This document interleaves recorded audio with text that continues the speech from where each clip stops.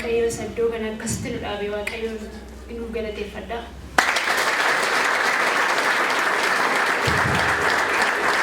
Egaa dhuga ba'umsaaf iddoo kana dhaabachuun koo anaaf har'aa isa jalqabaati.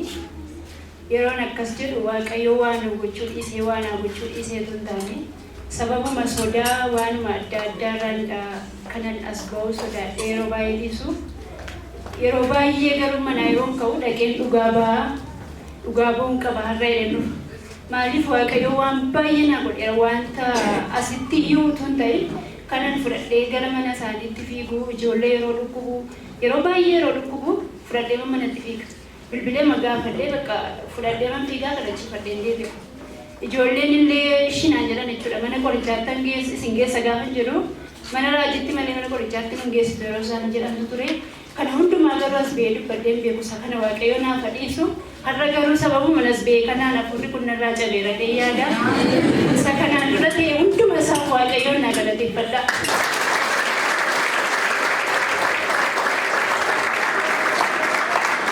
Taansuudhaan akkuma beekamu garaatti baachaan ture yeroo garaatti na hafee jalqabuma yeroo garaatti na hafee kaasee lola baay'eetu ture. Xiqqoona dhukkubaa sun waanuma amala dubartootaati. Garuu anaan afuruma sodaa tokkotu natti nan sodaa jechuun bakka dhuguma mucaa kana baadhee hamma danda'utti garaa koo keessa turti waan jedhamu sammuun koo nama jechuudha. Yeroo hundumaa seexanii kanaan lolatti. Waan xiqqoo ishee bakka waan xiqqoo ishee yoo ta'e waan mucaan garaa koo keessaa baafnatti fakkaati baay'ee man lolaman ture. Jechuun amma haasa'amu walitti jechuudha. Waanuma gannaa dhuguma uffi koo guddatee mucaa garaatti baadhee guddatee da'ee harkatti baatu natti fakkaachaa ture. Jalqaba garaatti naafee kaasee guyyaa tokko gara sana dhumarran ta'a raajiin dhufanii naa kadhatanii hafuurri kun sirraa cabeera naan jedhanii guyyaa sanaa kaasee hafuurri sun narraa cabe lola kan biraallee qabu fayyaa kooti guyyaa sanaa kaasee sammuu nagaadhaan jiraachaa ture jechuudha. Waaqayyoon naa galateeffadha.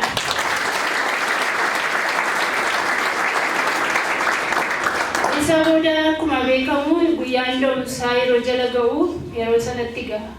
Akkuma raajiin jedhan dubartoota warra garaatti baatitu beeka lola yeroo sana jiru. Waan baay'eetu jira jechuudha. Seexanni waan baay'ee namatti taasisuufi bakka jechuun sammuun keenya waan baay'ee yaada warri dubartootaa keessumaa dhala of jalaa warri qabnu deebi'ee dhala kootti hin gala jedhamee yeroo itti yaadameetu jira jechuudha. Garuu waaqayyo waan hundumaa danda'a. Baay'ee wanti badhatu bakka jechuun jalqaba seexanni na lolaa turteetti kanaanii yeroo hundumsa jala ga'u immoo baay'ee wanti badhatutti ga'e yookiin nan duraan jedha yookiin immoo bakka alfa caalu waanuma duunatti fakkaata. Ijoollee nuti koollee haaraanatti ta'an mana barumsaatti galanii amma hojiidhaa galutti ta'anii boo baay'ee yaadni jedhanii jechuudha. Halkan dhibba keessaa ka'anii boo yeroo isaan akkas ta'an bakka waan handuudha fakkaata barana kanaaf akkas ta'u ijoolleen kweedhe baay'ee manni dhiphachaa ture. Haadhummaa jechuun warra haadha taatan beektu waa'ee dhala keessan isin jala jirtu baay'ee ulfaataadha jechuudha. Waaqayyo nagaa namaa kennee dhala ofirra nama jiraachisu waan salphaa miti. Innaan sun hundumtuutu jiru baay'ee manni dhiphadha. Raajiin immoo gaafa achitti naa kadhatan sanaa kaasee ergasii naan kadhanne. Yeroo hundumaa akka isaan naa kadhatan nan barbaada garuu naan kadhatan.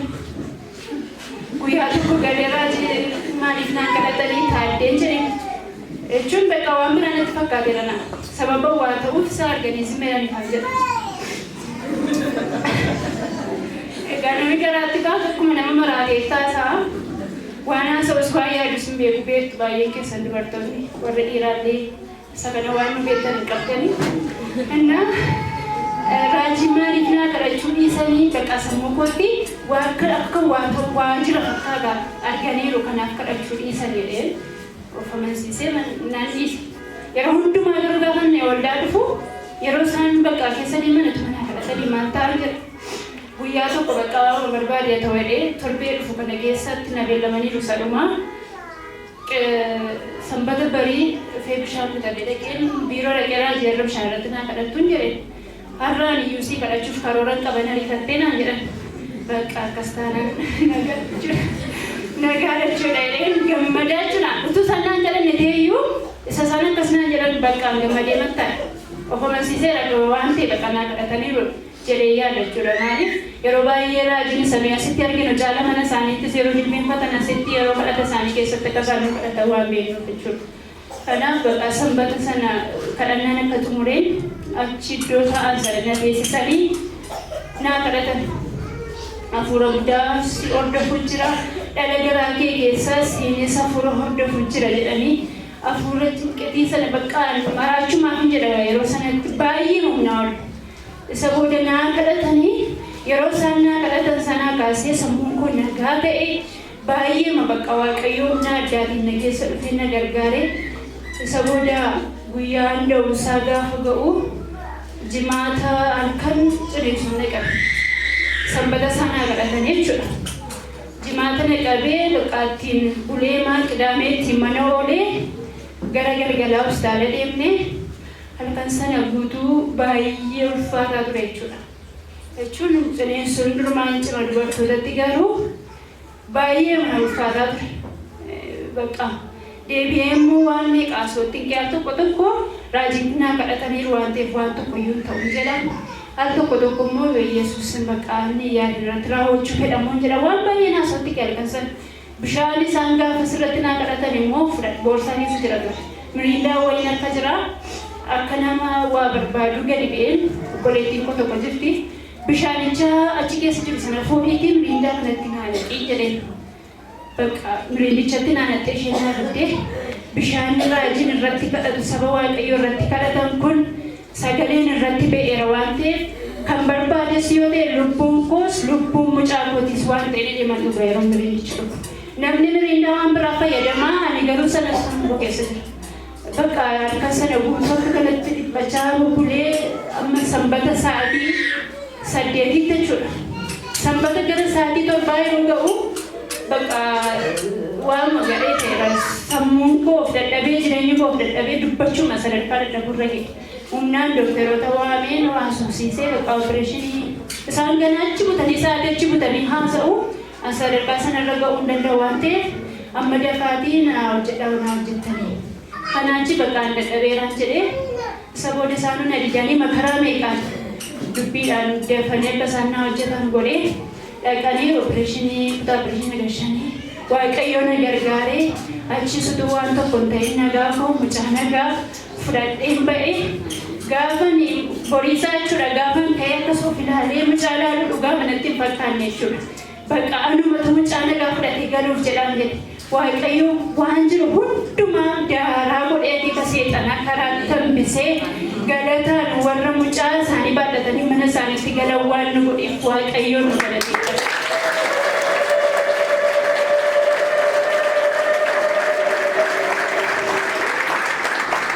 Yeroo as dhaabannee haasofnu baay'ee masalphaa fakkaata garuu amma haasa'amu amma yaadamu amma namni tilmaamu waliidha wanti waaqayyo yeroo sana keessa nama dabarsu.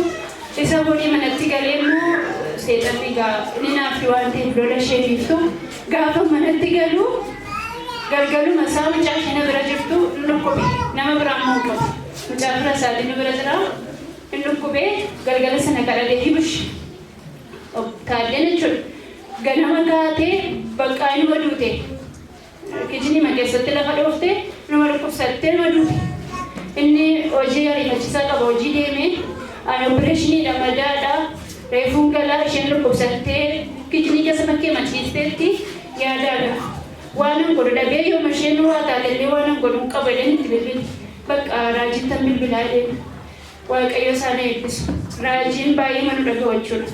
Raajitti bilbilee raajinni ol fidaa cheerchitti jedhanii cheerchitti dhufanii ragaadhaaf obboleettiin keenyatti jirti isheedha kan baajaajii keessa buusee jechuudha.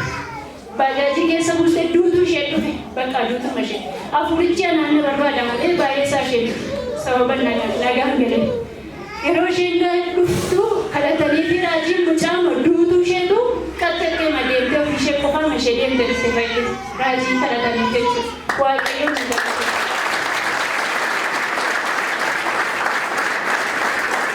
Salumaa baay'ee chuudha garaacini nama jedha ijoollee tokko irratti mul'ata garuu inni kun lola qaba halkan baay'ee mati cimu guyyaa nagaadha kan itti cimu galgala halkan guutu na qasti baay'ee guutu innis na gargaara jechuun baay'ee boosiin callaqamtii bakka irriguma waan jedhamu erga dhagattee nagarra yoo baay'attee torban tokko iyyuu hin argine baay'ee dhukkubsatti baay'ee wajjin na callaqama opereeshiniidha duddi koonaa dhukkuba wajjin na callaqama jechuudha. Isa booda raajii guyyaa tokko mana keenya dhufanii turanii guyyaa qidaameerraa kadhannaa jalqabanii kadhannaa nu kadhatanii maal jedhanii nan durfame hafuura jedhee aarutu jira jedhanii waaqayyoon galateeffachaa turan baay'ee galateeffachaa turan nan durfame hafuura jedhee aarutu jira isa booda baay'ee galateeffatanii namni baay'eedha na waamanii naa kadhatan hafuura harma kanatti si cabsuuf jedhu hafuura hin haffaatu ramadamee jira waaqayyo hafuura sana diigeera sirraa rukuteera lola mana kanarra jiru cabseera ameen jedhee bakka gammadee baay'ina dhukkuba ture anaanis mataa koos dugda koosi isa booda bakka mucaa sammuun baay'ee isaa mucaa bira jira mucaa fidee itti kennu dhiisuu itti kennu jedhe naa kadhataniiru isumatu gaadhee dhiiseen of amansiisuma dadhabee naqee mucaa fide isaan kadhachaaru mucaa baay'ee bukkee dhaabbachuutti ka'e manuma keenya keessatti jechuudha takka kadhatanii yeroo mansii kadhadhee yaa'ee sokkee mundisaa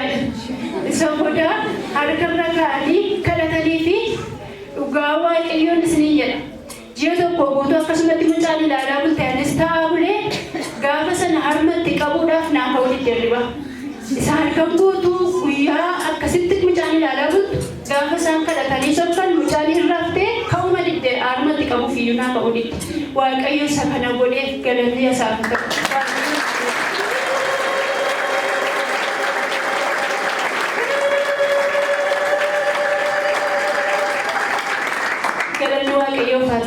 waaqayyo kana hundumaa nu godhee iddoo aarsaa isaa nu dhaabee akka sagalateeffannu waan nu godheef maqaan isaa eebbifamu raajii addaamuu gidduu keenya jiru waanuma amala ta'eef eebbisnaa adaraa waaqayyo baay'ee nutti dadhabu baay'ee nutti dadhabu dhugaa adaraama waaqayyo itti kenne dhugaatti fudhanii waa garkaa fudhanii akkasitti nama tajaajiluun waan tokko baay'ee magaraan kootti gammadaan jechuun yeroo rakkadhutti yeroo hundumaa gara isaanii dhaqee waaqayyo isaan akka hiikaniif nu kaa'e raajii dhugaa godhee waldaa keenya keessa nu kaa'e waaqayyoof galatu raajii immoo harkatti qabnee eebbifna mana isaanii jireenya isaanii waaqayyo eebbisu harka keessanitti qabaa eebbisa waaqayyo isaan eebbisu ayyaana isaa sanii hawaasu amma dhumaatti jabeessee sana waaqayyo isin eebbisu.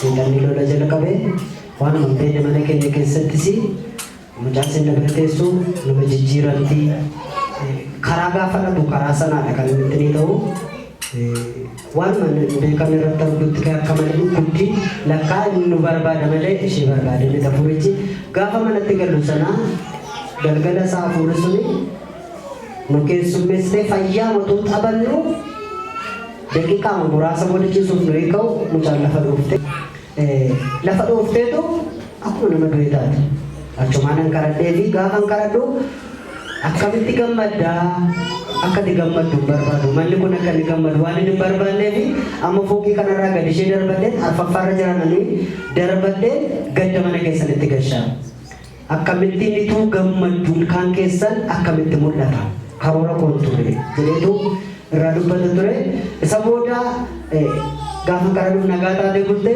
ganama anumte mana gabbaanaan ammasitti ka'e isa booda raajiitti dhuftee asitti kadhatamee fi raawwatee keessaa sokkee hafuurri sun raawwatee mana keenyatti hin deebine waaqayyo guddaaf galanna ta'u.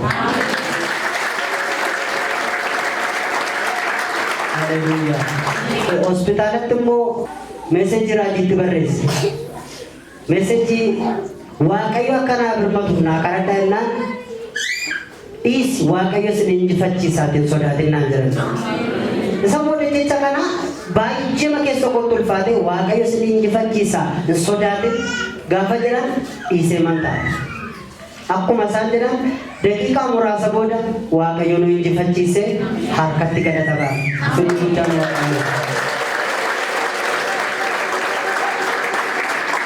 waaqayyo waaqarraa sinaa eebbisu isinis galata lakkuu harkatti baadhaa Maqaa Yesuusiin eebbi akka tasaa kan aara singalfachiisu harka keessa nagara. Waaqayyo sinaa eebbisu.